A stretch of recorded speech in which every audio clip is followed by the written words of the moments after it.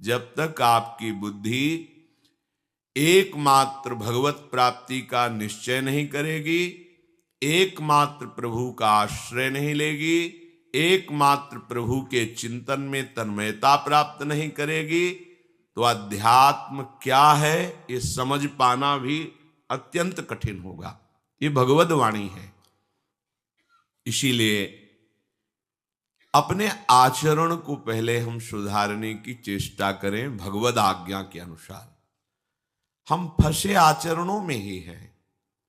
अगर हमारे आचरण शास्त्र विरुद्ध होंगे, मनमानी होंगे, तो हमें भगवद वाणी का जो एकांतिक फल है वो अनुभव में नहीं आएगा। आप सुन समझते हैं, बोल सकते हैं, प्रवचन कर सकते हैं इसका, पर अनुभव में नहीं आएगा। अनुभव में तो तभी आएगा जब पूर्ण रूप से आचरणों में पवित्रता आ जाएगी। श्री भगवान करुणा करके बोल रहे हैं कि ये जीव, मैं सबके समीप हूं पर मुझे देख नहीं पा रहा है। क्यों? ये जीव अजन्मा है, फिर भी ये जन्म मरण भोग रहा है। क्यों? इसे कभी किसी भी वस्तु की कोई आवश्यकता नहीं है। जो हमारा स्वरूप है वो वस्तु से पोषित नहीं है। वस्तु से पोषित ये शरीर है और शरीर प्रारब्ध के अधीन है। तो तुम्हें व्यर्थ में इच्छा करके फंसने का ये जो प्रेरणात्मक भाव माया दे रही है, इससे बचना होगा। हमें यही फंसाव है। हम क्यों प्रभु को नहीं देख पा रहे? अजन्मा होते हुए क्यों दुख प्राप्त कर रहे हैं? अविनाशी होते हुए क्यों मृत्यु का भय हमें सता रहा है? जहां किंचिन मात्र कोई भी अभाव नहीं, वहां मांगे क्यों उठ रही हैं? क्यों इच्छा हो रही है? यही अज्ञान, यही मायाकृत भ्रम है जिसमें हम बहुत काल से फंसे हुए हैं। ध्यान से सुने तो भगवत कृपा से बात समझ में आ जाए तो इसी जन्म में हमारा काम बन जाए। हमारा काम बन जाने का मतलब है हम प्रभुमय हो जाएं। हैं प्रभुमय ही हैं। ये जब तक चूक रहेगी कि हम प्रभुमय नहीं हैं, तभी तक ये माया का आकर्षण है। आप भगवत स्वरूप हैं। कोई भी हो, कहीं भी हो, प्रभु का अंश प्रभुमय ही होता है। जब हम ये स्वीकार करेंगे तो काफी बल हम में आ जाएगा इस माया से लड़ने का। और जब हम ये स्वीकार करते हैं कि हम देह हैं, तो फिर भोग हमें परास्त कर देते हैं। ये काम क्रोध आदि हमें परास्त कर देते हैं। प्रभु कह रहे हैं, इच्छा द्वेष समुत्थेन द्वंद्व मोहेन भारत सर्वभूतानि सम्मोहम् सर्गे यान्ति परन्तप। हे भरतवंश में प्रकट हुए अर्जुन,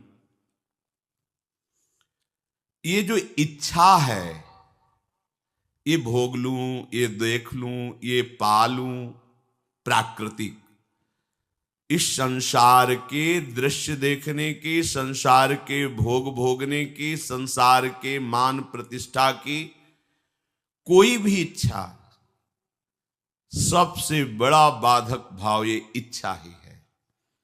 जो महापुरुष भजन करके भगवत स्वरूप में स्थित होते हैं, बिना इच्छा के सब कार्य चलते हैं। वो इच्छा वाला नहीं, उनको नहीं जान सकता।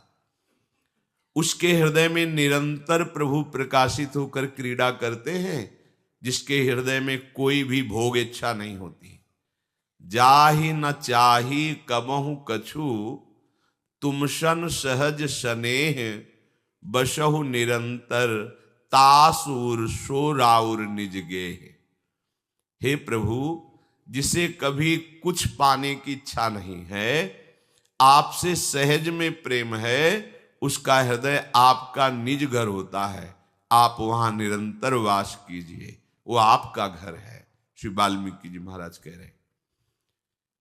यहां श्री भगवान कह रहे हैं, ये इच्छा ही जीव के बंधन का कारण है। यहां तो इच्छाएं समुद्र की तरंग की तरह अटखेलियां कर रही है। जैसे समुद्र में अनंत तरंगे, ऐसे अनंत इच्छाएं, एक दो इच्छा है, अनंत इच्छाएं, ऐसा हो जाए, ऐसा हो जाए, ऐसा हो जाए।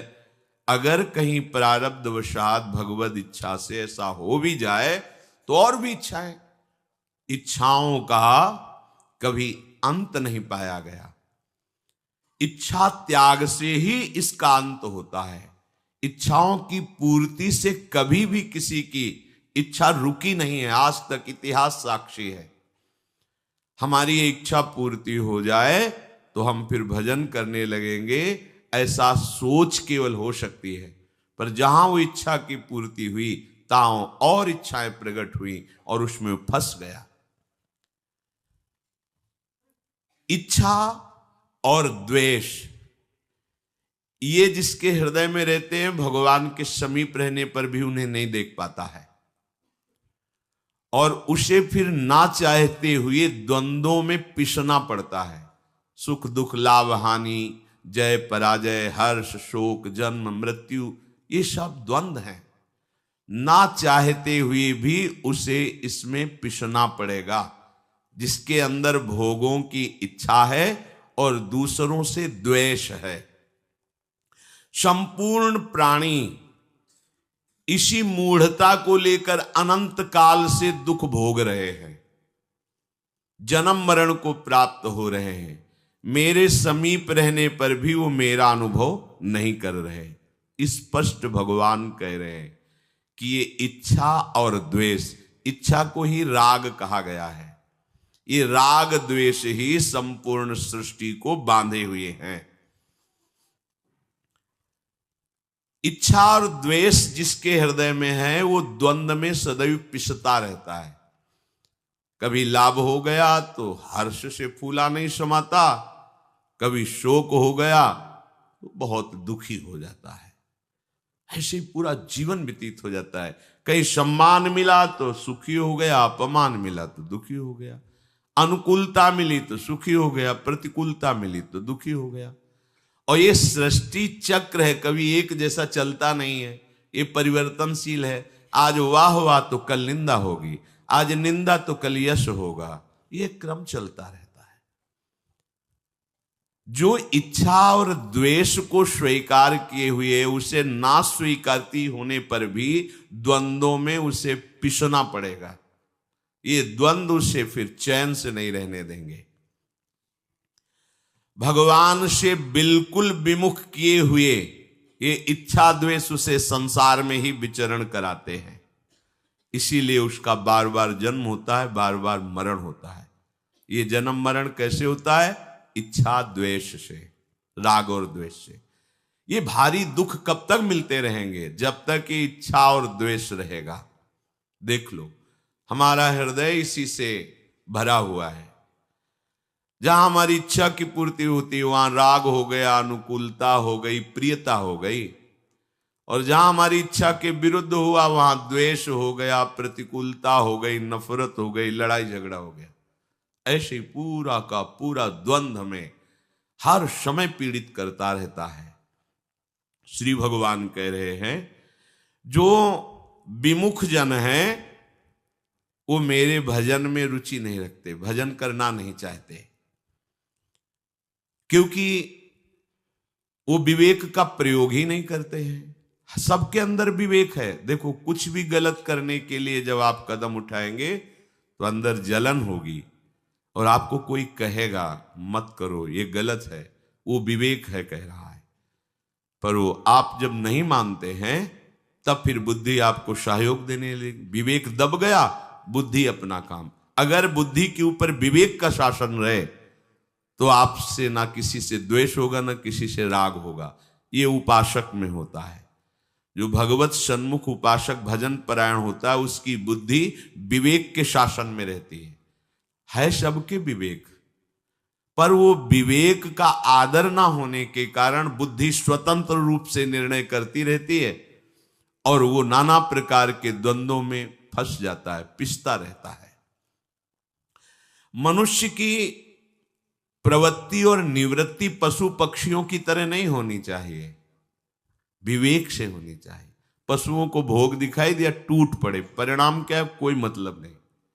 ध्यान दीजिए, आपको विवेक मिला है, सामने कोई अनुकूलता दिखाई दे रही, कोई भोग दिखाई दे रहा है, कोई इच्छा की पूर्ति दिखाई दे रही, तो विवेक से पहले सोचिए ये कहीं अधर्म तो नहीं है, ये जो मैं करने जा रहा हूं कहीं पाप आचरण तो नहीं है, ऐसा तो नहीं शास्त्र विरुद्ध आचरण मेरे द्वारा ये होने जा रहा है।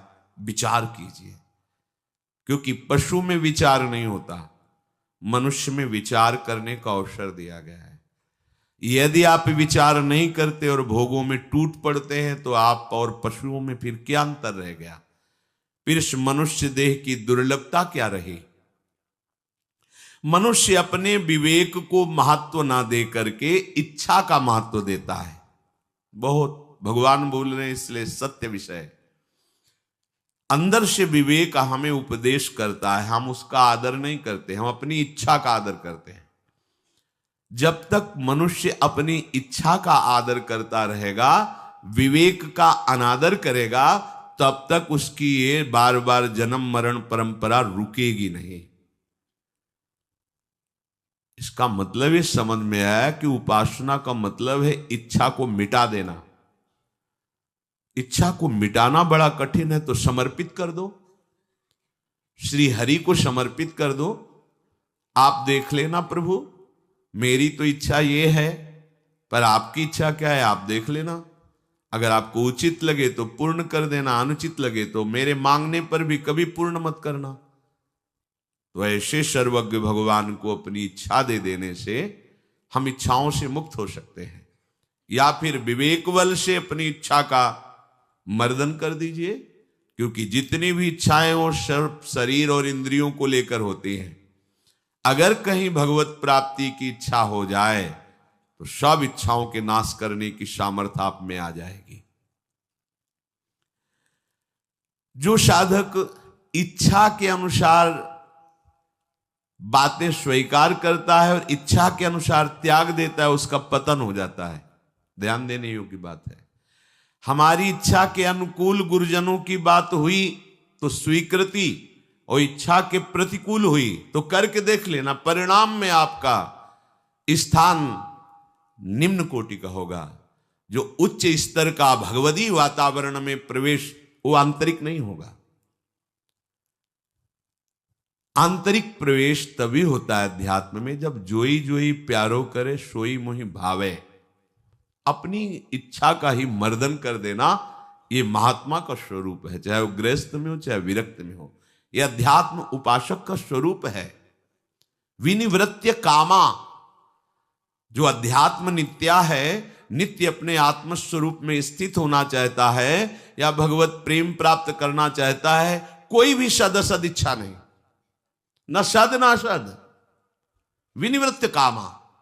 तो अपने आप देखो, इच्छा खत्म तो द्वंद्व विमुक्ता, समस्त द्वंद्वों से मुक्त हो जाता है। बिल्कुल सत्य सिद्धांत। कोई न सद इच्छा ना असद इच्छा, क्योंकि ना हमें सद इच्छा की जरूरत है ना असद इच्छा की। जो हमारा स्वरूप है उसके लिए इच्छा की जरूरत नहीं, इच्छाओं के त्याग की जरूरत है। ये गूढ़ रहस्य अध्यात्म का है। ऊंचाई पर पहुंचोगे तब समझ में आएगा, प्राकृतिक धरा से आप इसको नहीं समझ सकते। तो श्री भगवान कह रहे हैं कि वृत्तियां होती हैं दो तरह की, एक होती है लगाने की वृत्ति, एक होती है हटाने की वृत्ति। सब में होती है, स्वाभाविक भगवान ने रचना की। दो प्रकार की वृत्तियां होती, एक हटाना, एक लगाना, अर्थात अन्वय और व्यतिरेक। व्यतिरेक नहीं करना, अन्वय हाँ है, ये करना है। अब ये दोनों बातें संसार में मनुष्य लगा दिया। अनुकूल को लगाने में स्वीकार कर लिया और अपनी इच्छा के प्रतिकूल को हटाने में बात बिगड़ गई। एक वृत्ति है हटाना, एक है लगाना। दोनों अनुकूलता को लेकर के वो कर रहा है। देखो अंतःकरण धर्म के अंतर्गत देखो, जो उसे प्रिय लगता है उसमें तो वृत्ति लगाता है, जो अप्रिय लगता है उससे वृत्ति हटा देता है। यह संसारिक ही है। हटाना और लगाना कहां से हमें प्रमाण होगा? प्रभु में वृत्ति लगाना है और भोगों से वृत्ति हटाना है। शास्त्र की, गुरु की आज्ञा में वृत्ति लगाना है और उनके विरुद्ध आचरणों में वृत्ति हटाना है। ये तो हुआ सही प्रयोग इसका। पर हम लोग क्या करते हैं? मन की इच्छा में लगाना है और मन की इच्छा के विरुद्ध हटाना है। वो इच्छा में ही विचरण कर रहा है। हटाना लगाना उसका कोई महत्वपूर्ण नहीं हुआ।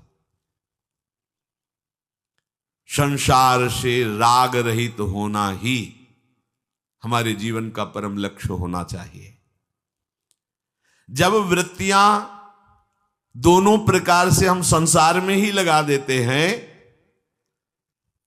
तो हमारे अंदर द्वंद्व प्रकट हो जाते हैं और इन्हीं द्वंद्वों में हम बहुत काल से पिसते चले आ रहे हैं। और यदि हम ऐसा प्रयोग करें हटाने लगाने का कि बार बार हमें नाम जप करना है और नाम से जो वृत्ति विषय भोगों की आदि आदि संसार की नाम से हटाती है, हमें उसको हटाना है, तो बहुत जल्दी संसार से वैराग्य और भगवान से प्रेम और अपने स्वरूप का बोध प्राप्त हो जाए। भटकने की जरूरत नहीं, ध्यान दीजिए।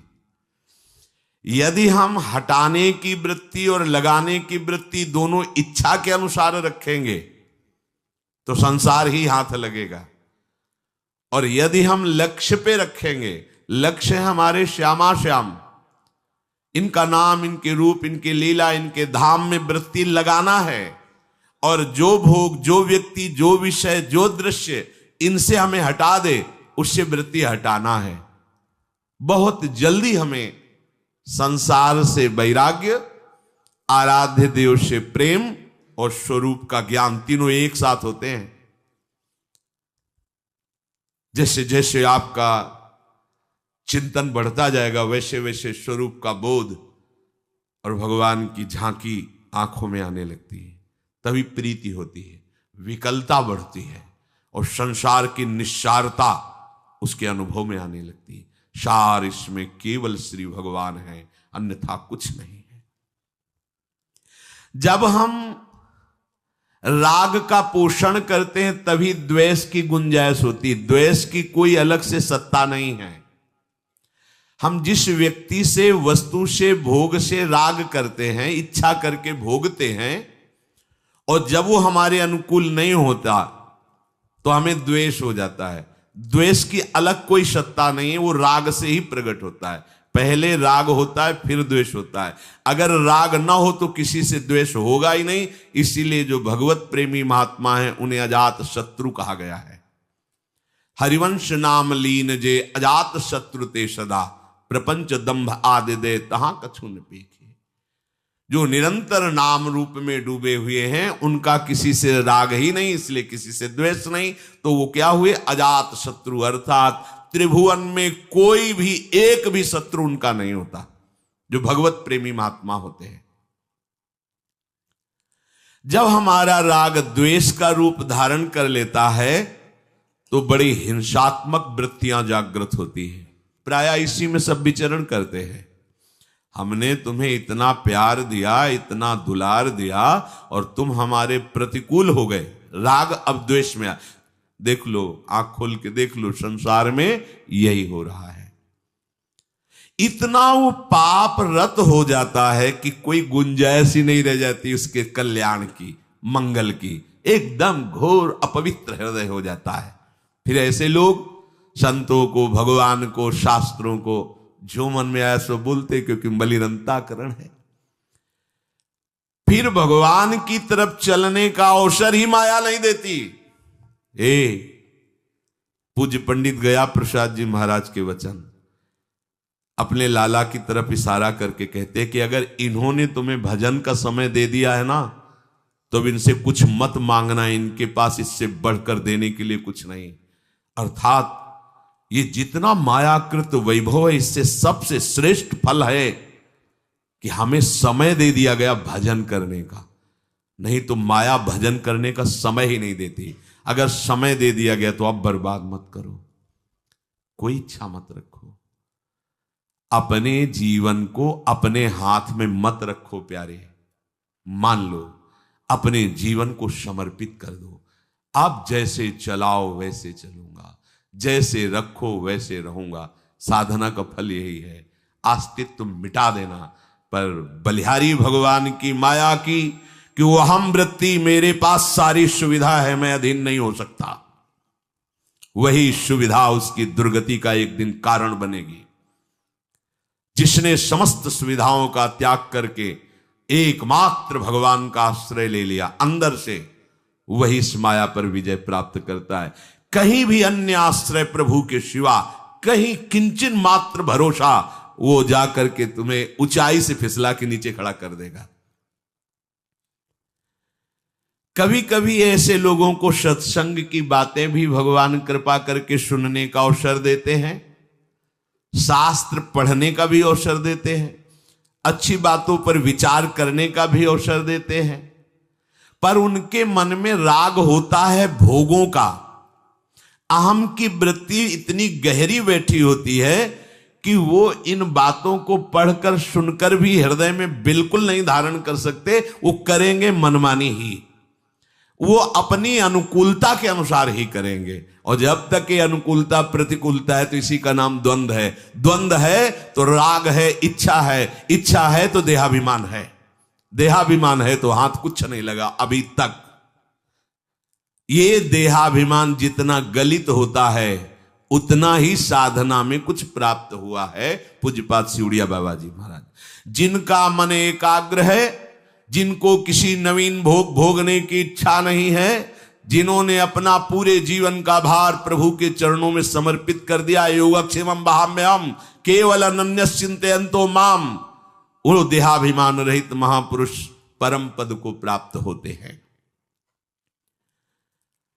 जब उपासक प्रतिकूलता को हटाना खास बात समझ लेता है और अनुकूलता को भोगना खास बात समझ लेता है, तो वो परमार्थ का पथिक नहीं, वो केवल जीवन निर्वाह कर रहा है। ध्यान दीजिए, अनुकूलता को भोगना, प्रतिकूलता को हटाना, ये साधक का कार्य नहीं है, ये सांसारिक पुरुष का कार्य है। भगवत भजन को बढ़ाना और संसार के चिंतन को हटाना, यह साधक का कार्य है। अनुकूलता प्रतिकूलता की तो कोई गुंजाइश ही नहीं। भारी से भारी प्रतिकूलता में भी वो निर्भय होकर निरंतर आराध्य देव के चिंतन में लगा रहता है। भारी से भारी अनुकूलता में भी दैन्य होकर के भगवान के चरणों में निरंतर अपने चित्त को लगाए रखता है। परमार्थ और व्यवहार का अंतराय है। हृदय में दृढ़ इच्छा और द्वेष को पकड़े रखता है। ये कई वर्ष व्यतीत होने पर भी ये वही आदमी है जिसने हमें कड़ुआ बोला था। हृदय इतना तुम्हारा कूड़ा करकट से भरा है कि इतने वर्ष हो गए अभी तक उसे मिटा ही नहीं पाए, वही दिखाई दे रहा है तुम्हें। शास्त्र कह रहे हैं, भगवान कह रहे हैं कि मैं ही सर्वत्र हूं, आज तक ये बात नहीं पकड़ पाए। और ये वही आदमी गंदा आदमी है, ये तुम अभी तक पकड़े बैठे हो। सुना सत्संग, पढ़ा शास्त्र, विचार किया तो पाया क्या? क्या आपकी इच्छा निवृत्ति हुई? आपकी राग निवृत्ति हुई? नहीं हुई। बोले हम अपने अनुसार देखो, जड़ भरत जी का जीवन देखो, जैसी प्रकृति उनके शरीर की व्यवस्था करती थी वैसे उनको कोई मांग नहीं। कोई जला हुआ भुना हुआ खरोच करके जो फेंकने जाए वो खा लिया। कोई काम करवा रहा है, काम कर दिया। ब्रह्मानंद में छके हुए महापुरुष, उनके जीवन को पढ़ के देख लो। जब तक कोई इच्छा है तब तक हम कैसे साधना की ऊंचाई पर चढ़ेंगे? क्योंकि इच्छा ही वो बोझा है जो आगे नहीं बढ़ने देती। इच्छाओं का मर्दन कर देना, इच्छाओं का दमन कर देना, कोई भी आवश्यकता न रह जाना, यही अध्यात्म की ऊंचाई है। कोई भी आवश्यकता न रह जाना। हम आवश्यकता को मिटाने के लिए चले हैं, आवश्यकता को बढ़ाने के लिए नहीं। हमारी आवश्यकता केवल प्रभु है। अब वो जैसा चाहे वैसा चलावे। हमें केवल अपने आराध्य देव की तरफ चलना है। अच्छा, जो द्वंद्वों में फंसे हैं, अगर वो कहीं किसी एक विषय पर दृढ़ राग कर ले और सब विषय छोड़ दें, तो उनके कल्याण का मार्ग खुल जाएगा। बड़ी सूक्ष्म बात है। किसी एक विषय पर हमारी दशा क्या है? प्रपंची स्वभाव है। अभी ये भोगा, अभी ये भोगा, ये भोगा, ये भोगा, बहुत फैलाव। किसी एक विषय पर, जैसे धनुर्दास जी की पूरी आसक्ति समझ करके अपने पत्नी के रूप में हो गई थी। कहीं आसक्ति नहीं थी, ना अपने से ना पराये से। बड़ी ऊंचाई पर पहुंच गए इस आसक्ति को लेकर।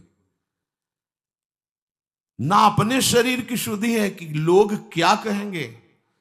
अब सामान लेने अगर घर की कोई सेवा की बाजार में जाना है, तो वो अकेले नहीं जा सकते थे, पत्नी के बिना नहीं जा सकते। और वो भी ऐसे नहीं कि साथ ऐसे चले, रूप देखे बिना नहीं रह सकते।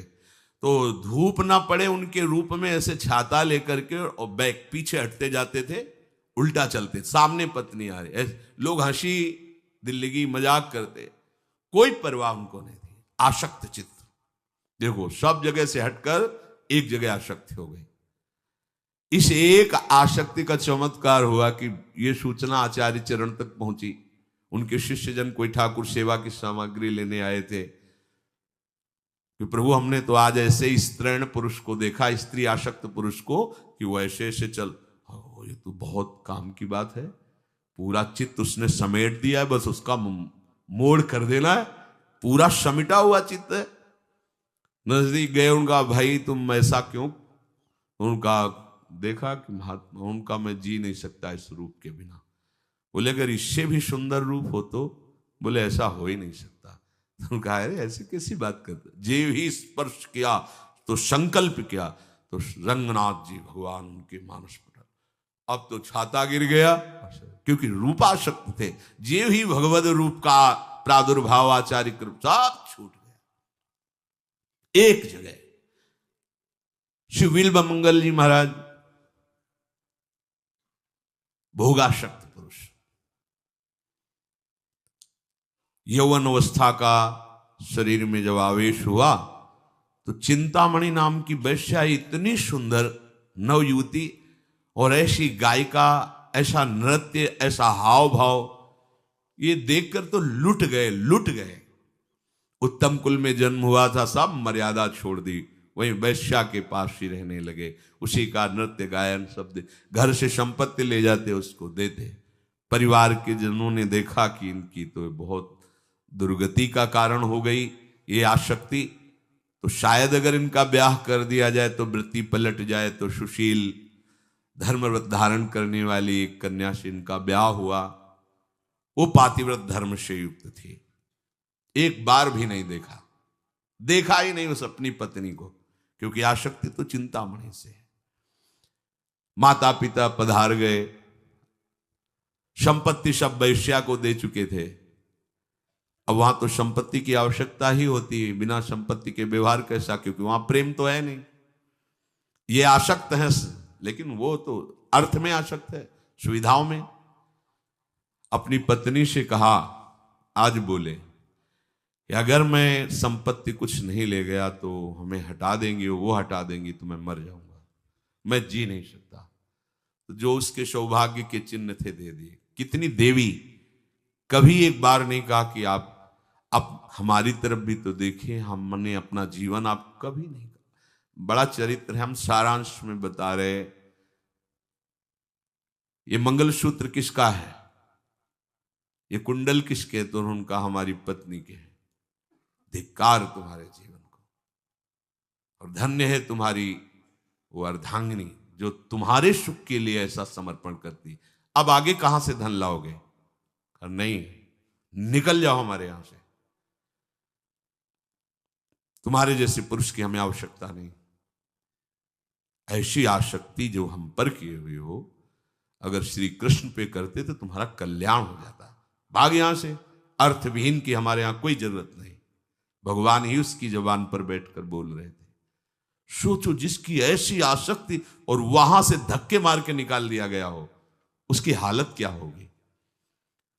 बस शब्द कान में वही गूंज रहे थे कि अगर यह आसक्ति श्री कृष्ण में होती तो वहां कल्याण हो गया होता। अब जहां कभी ठौर नहीं मिलती कहीं, तो फिर एक ही जगह दिखाई देती, श्री हरि। यह दरबार ऐसा है कि सबके लिए हर समय खुला रहता है भगवान का। और इस दरबार में प्रवेश पाने के लिए संतों की फिर जरूरत होती, बिना संतों के मार्ग नहीं मिलता। एक आश्रम में गए, वहां सदगुरु रूप से वर्ण किया, कृष्ण मंत्र की दीक्षा ली, काफी समय तक वहां रहकर भजन किया, फिर विचार किया कि हम अब भ्रमण करते हैं। एक दिन वो एक सुंदर बगीचा देखा, सरोवर था, वहीं देव मंदिर था, वहीं स्नान करके बैठे मंत्र जप कर रहे थे, तो एक नवयुवती उसी मंदिर में पूजा करने के लिए आई। देखते ही उनका भाव बदल गया, जैसे चिंतामणि वैसे ही उनको दिखाई देने लगी। अब तो फिर वही बावरापन, पीछे चल पड़े। बार बार पूजा करने के बाद मुड़ करके देखती कि ये आदमी हमें बड़ी एकाग्र दृष्टि से देख रहा है, तो वैष्णव पर दृष्टि सही नहीं है। जल्दी से पूजा की, घर की तरफ चल, ये पीछे पीछे वो और रफ्तार बढ़ाई, अपने घर गई और पति से कहा, पातिव्रत धर्म का पालन करने। प्रभु, ये वैष्णव चिन्हों से तो युक्त है, पर मुझे लगता है इसकी पाप दृष्टि है, ये गंदी दृष्टि से हमें देख रहा था। तो जो धर्म का पालन करने वाले होते बड़े गंभीर होते हैं, उन्होंने कहा तुम अंदर जाओ, ये वैष्णव चिन्हों से युक्त है, इसका अनादर तो नहीं कर सकते, दरवाजे पर आया है, हम इससे प्री भाषण करेंगे, तुम्हारी कोई हानि तो हुई नहीं है। गए, उनका कहिए भगवान कैसे आगमन हुआ। तो उनका ये जो अभी गई कौन थी, उनका हमारी अर्धांगिनी थी, एक बार देखना चाहता हूं, आइए विराजिए।